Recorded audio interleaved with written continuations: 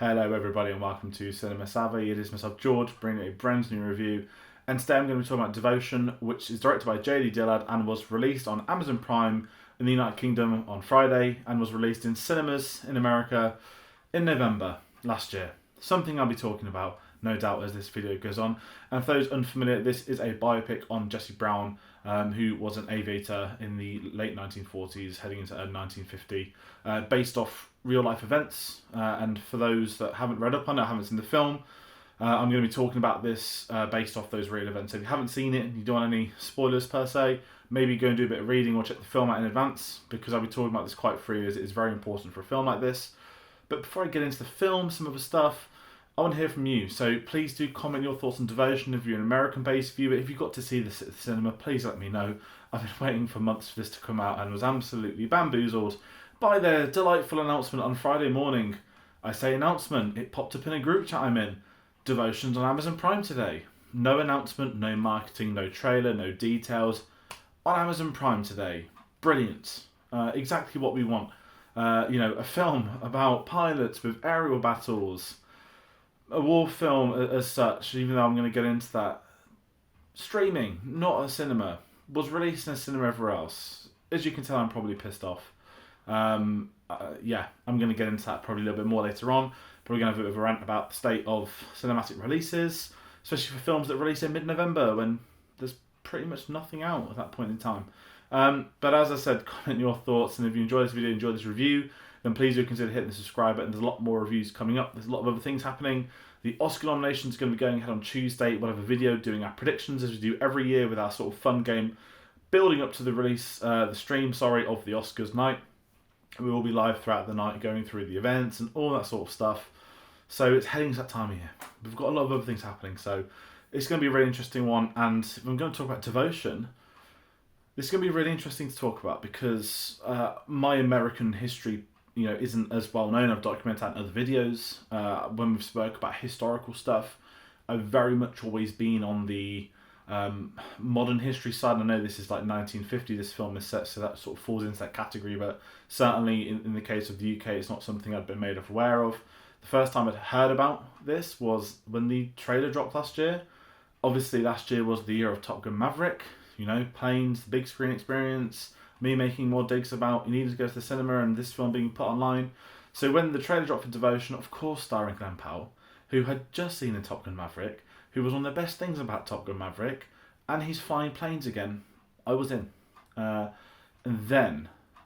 then you just have an unstoppable force, Jonathan Majors, who is going to be, I think, one of the talents of the next decade. From things I've seen him and from things building up to it. No, I don't just mean Marvel. If you've seen anything from the Creed 3 premise, if you've seen his Men's Health photo shoot, he's just had a new film premiere at Sundance. Jonathan Majors is an absolute force to be reckoned with, and it's going to be really exciting seeing his career blossom over the coming years. I think this is the year where he becomes a household name. So having Jonathan Majors attached to this alongside Glenn Powell, once again, I'm sold. You don't need to tell me more. I don't know what the story is, but I'm invested. I'm going to go see it. And then it didn't get a UK release date last year. There was nothing. There was silence. It came out in America. It had its box office. You know the rest of it. All that sort of stuff. Just nothing over here. And this happens a lot, and we're used to it. But this very rarely happens with films that get IMAX releases as well. But that's just something is ridiculous for me to really think about. That there was nothing here. It was just radio air. Silence. No details on distributors. No details on cinema releases. Everyone's racking up their end of year 2022 lists, and I can see a lot of Americans putting Devotion in on my letterbox and stuff like that, but there was nothing for this. And I knew at some point it's going to drop in the UK this year. I didn't expect it to be the Friday just gone, with next no one. I thought maybe there'll be a cinema release, maybe it'll be as limited as the Netflix ones, but there was nothing. It was just drops on Amazon like it was nothing, and it's frustrating, and I feel like I need to do more research. There's probably something behind the scenes about this. But irregardless, what an absolute, not waste of time, because I actually like this film, but it's aerial set pieces, it's planes being flown, it's the big screen cinema experience. It's something I moan about quite a lot, and this is a film that should be seen on a big screen. Now, I'm very grateful that I have a very good setup at home. I've got surround sound, I always have. I've always invested into a home system. That's not something everyone can do, certainly not at the moment. And it's not something that should be expected for this sort of thing. People enjoy going to the cinema for these cinematic experiences, and sitting at home watching this is just not the same. I'd love to have gone to the cinema, had the build up, even some of the rubbish adverts, because it's all part of the experience. And ultimately, this is a film that's going to have aerial dogfights. They've got in the same, I've forgotten his name, it's the same stunt coordinator from Top Gun Maverick. He'd worked with Glen Powell previously. So there's so many things going this that builds the cinema experience. I mentioned the cast already. I mentioned what the story is about, which I'm going to get into fairly a lot more, because what's really interesting, the director of this, J.D. Dillard, his dad was an aerial pilot as well. So he has his own experience, he has his stories he was told growing up, and that makes a really interesting way for him to direct this film as well. And for some behind the scenes as well, what's really fascinating is that Glen Powell actually was involved in the rights being obtained for this. He knew the story of Tom Hudner, and he essentially took that story to the production companies who got the film greenlit, and I was obviously, of course, on the condition that he would play him in the film as well. So hats off to Glen Powell for this. The production team for this coming ahead, I think, had a $90 million budget. It's not the kind of film I think you'd normally see get the green light, which is why I think it works so much better in its favour. That it's telling the story about Jesse Brown, and I think what kind of comes in turn with that is with J.D. Dillard as well. It's his third feature film. It's a massive budget. You know, it's been greenlit during COVID. You can't sit here and say it's on the back of Top Gun Maverick that this film has been optioned. That would be more obvious if it was optioned now. I don't think it would have changed certain scenarios and the outcomes, because I had a really good time with this. And that's why I'm so frustrated in the build-up to this, on this stream, on this video, because it's a film that I think if people knew were coming out, they'd go see it. So many people would be looking at a marketing saying, hey, that's Hangman from Top Gun, let's go see it. We just didn't get any of that. There was nothing here in United Kingdom, and it's so frustrating. We're at a point where we're trying to help the cinemas come back to where we were. We've had amazing box offices. You know, Avatar hitting almost 2 billion at the time of recording this. You're getting more features coming out, and when it's a director on their third film who hasn't had the luxury of these higher budgets before, it's really great to see them get the chance and to see that on the big screen as well. And I think for me personally, without knowing the history of Jesse Brown as well, it's really interesting that, of course, J.D. Dillard being a black director too, which we know is a very underrepresented, how would we call it, not community as such, but certainly on big feature films, that's not something we get often. And I think for this story, it was really right in thinking that when I was reading the behind the scenes that Glen Powell came on board, I love the fact that it then, in turn, it didn't become this typical studio, let's have a white saviour narrative. I'm not going to jump on Green Book, it's too easy, but I had this worry partially away for the film, because if you know the real life events that followed, the Medal of Honor stuff, it could have been so easy to make this a white saviour film. And for me, at least, in my opinion, I don't think it ever became that once. I feel the story felt true and right to the family, Jesse Brown, and of course the families that would then follow on, and decades later the film ends with a great point that they're still close today. And it's one that's quite nice in that respect, that there's a lot of behind the scenes, and for certainly films like this, for me, you know, not only am I not American, of course I'm white as well, I'm interested to learn this through other people's points of view, and I'm sort of jumping back to that J.D. Dillard point again. His dad wasn't the I mean, it's not the Air Force over there, is it? It's the Navy in America. Obviously, for us in the UK, we've got the RAF, so that's why there's always communication issues there. But it's something that I think they nailed it behind the scenes, and it almost feels like a project that's too good to be true. The fact this even got an IMAX release, as I said, it's not A-list actors or directors that have jumped on board this at the time of it being funded. I think in the next couple of years we'll look back.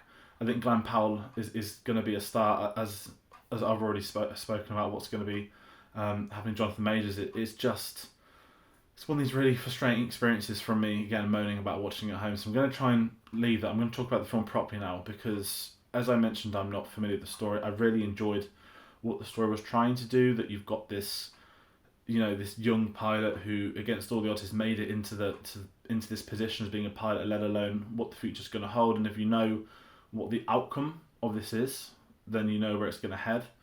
And it makes it tricky to talk about this. I always find with these sort of biopics as such that it can be very difficult if you don't have that knowledge heading into it. But I felt watching this film for the first time, doing a bit of reading after watching the film, I'm recording it the night of doing it, so it's still very fresh in my head. From what I've read, they've done a very good job of putting this onto the big screen, I guess, for Americans 3 months ago. And I think that's something that's important, that there's nothing more frustrating than a and an accurate biopic. Now, I know that sometimes, changes need to be made for the big screen experience. Sorry, I was going to come back to Bohemian Rhapsody. You could magically give Freddie Mercury's 5 years early, just in time for them to play at Live Aid, which is the most despicable thing I think I've ever seen a film do. A family sign off on, his band sign off on. That's a completely different conversation about that monstrosity of a film. But for this, it told the story authentically and as it would be. And I think what's really interesting is if you look into Glenn Powell, he's got a very understated performance in this film, but with the way his character is and the real life behind the scenes that he'd got to meet Tom Hudson as well, it was something that I feel is quite earned in that respect, that he got to know him, he got to go around the house and build upon the relationship with him. And I think that's where the film not necessarily struggles as such, because it's the sort of strand I'm going on here. There's this chemistry between the two of them on screen that feels very natural, but I don't think the script has that chemistry to show the viewers that haven't maybe done a bit of research or read up on stuff after. Because I think the two actors are fine in the lead roles in this, but there's something missing, and it's what's sort of a problem within this respect is that it's 2 hours 20 minutes. This film, this isn't a short film. It covers the basis of the story very well, and I think there's certain moments, there's certain scenes that they feel not necessarily forced. They feel like they're added on to build chemistry, and it's the same chemistry as it had been from the get-go moving forward. And I think Jonathan Majors in this does an incredible job with the source material. I mentioned he's going to be a star. His performance in this is the best thing in it, if I'm being honest. From himself talking to himself in a mirror about some tragic stuff from his past, or if it's him in a plane in pain, there's this unbelievable moment. If you've seen it, you'll know exactly what scene this is, where he just lets out the most horrifying sort of scream of pain. That is something that you can just look at that and just think, not his acting, because that's like sort of insufferable online opinion, but you can see actors, and then there are actors that are going to be the mainstream, be the big thing. They're going to dominate this industry moving forward, and it's such a weird way for me to speak about this, because I've not spoken about this in a film before. I feel like I'm waffling, but he's just got a fundamentally excellent performance within a film that I don't think builds up to have a performance that well, because I think the film is crafted okay. And I think what's also in the back of my mind, of course, is Top Gun Maverick. We've been spoiled by it. To me, the best film of last year. One of the most successful films in history. I think it's the 12th highest grossing film of all time now. And obviously we knew they were real planes. The action was there. Of course, it was a Tom Cruise special, and no normal director is going to get that chance. So it's very hard to approach this film from the logic of, if you've seen Top Gun, you're excited for planes and action, you're not going to get it as such in this. But if you can at least use it as an entry point, that you're going to have an actor you've seen in Top Gun, there's going to be planes, but there's going to be more drama, more characterization in these people, then I think the approach might be a little bit easier than it will be for some. And that's kind of where I'm in this lull with this, that certainly some things worked, some things didn't, and I don't think it's the Top Gun hype behind me. And I hope that sort of formulates into sense, because it's not something I've really had to think about before. It's something that's still sticking with me now as my approach to this film. Was I more hyped than I should be? Probably not in that respect. Was I annoyed that I was watching it at home, which may have affected the experience? I think also yes. I've probably been ranting a lot in this video. I hope this isn't too much the case, but it's one of those that's left me in this weird state, because the supporting cast, I don't have much to say on them. I don't think there's much there.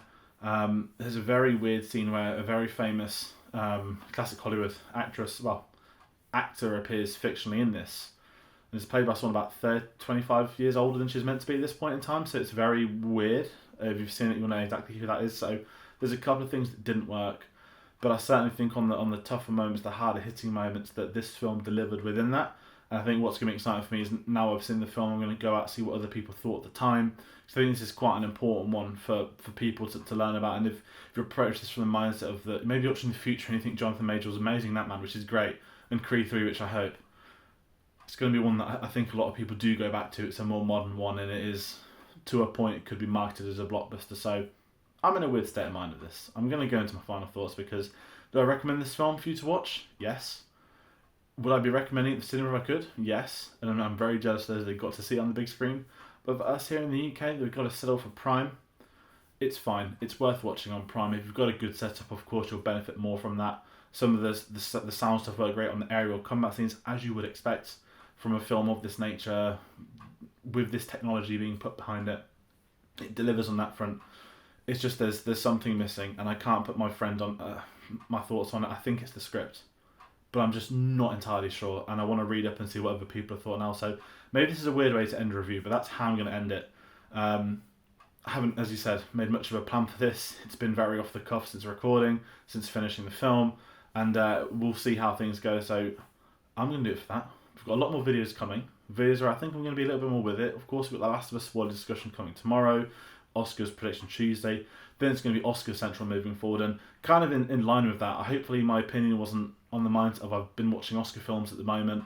I hope that doesn't distract me from this film. Not to say this is a lesser quality, but certainly I know myself that this time of year I try and avoid the mega blockbuster releases. I do go for those smaller indie films, the films with nominations, and that certainly taps how my brain's thinking and approaching a lot of these films, which maybe happened today too. So it's a weird way to end the review, but it's how I'm going to end it. As I said, comment your thoughts. If this is a mess, comment it's a mess. I'm fine with that, and I'll be excited to see what you'll think of this film. So take care. See you on the next one.